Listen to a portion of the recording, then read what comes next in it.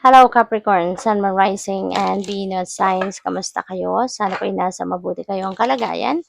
Welcome back po sa Star Tarot. At kung bago kayo rito, welcome din po kayo. Please subscribe, like, share my videos, and leave me a comment kung naka-resonate po kayo. Thank you. So, tignan natin kung anong mga messages ni Capricorn. We have Mystic Healer.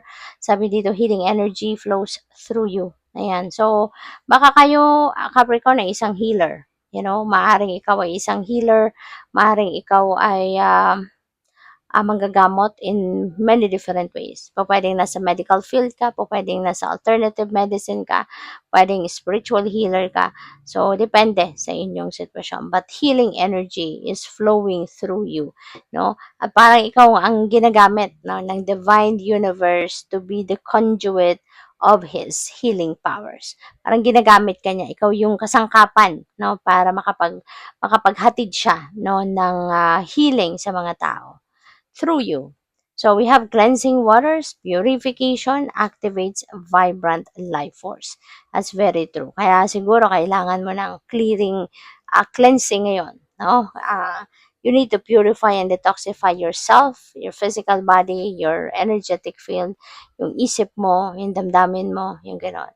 So parang siguro maraming negativity is around you, maraming negative forces ang pwedeng nagte-tempt sa inyo, 'di ba? Kaya it's about time na para i-purify at detoxify mo yung inyong sarili from head to toe, your thoughts, your feelings, your emotions, and most importantly, yung ano ninyo, yung energetic field ninyo. Para gumaan ang pakiramdam mo at mawala yung mga mind chatter, mawala yung mga kung ano man nagbabother sa isip ninyo. So we have distant thunder, clear the air. Alright?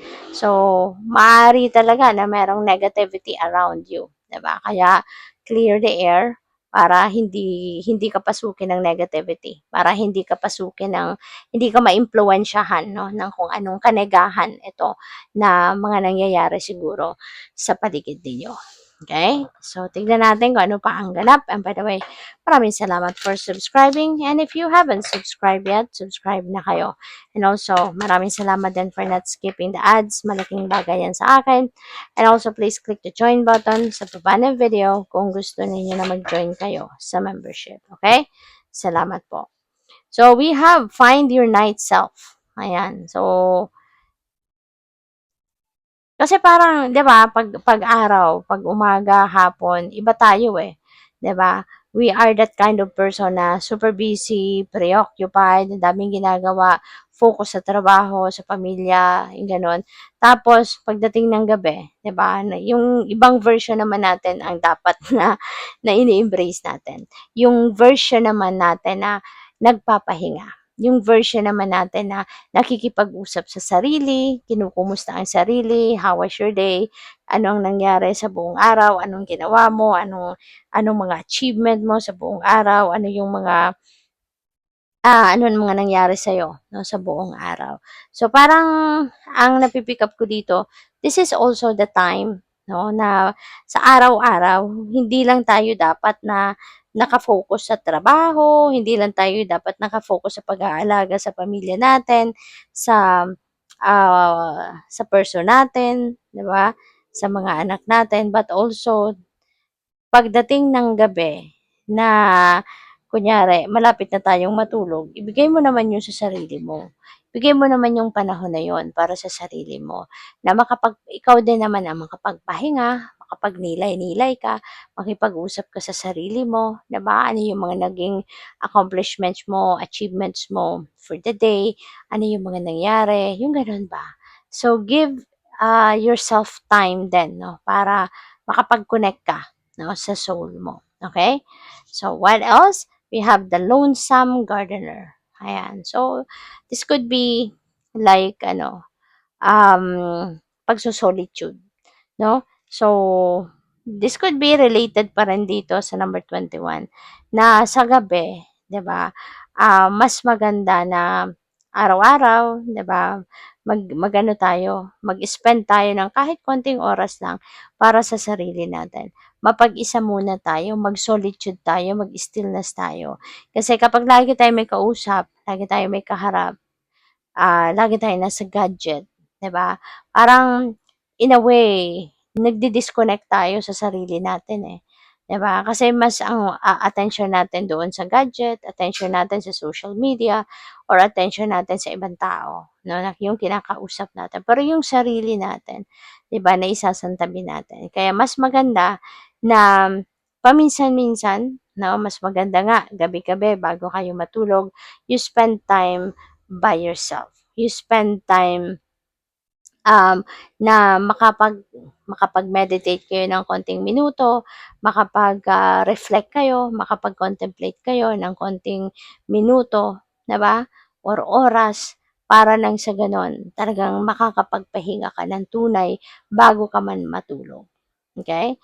Hindi masama, no? Hindi masama ang mag-isa, hindi masama ang mag-solitude.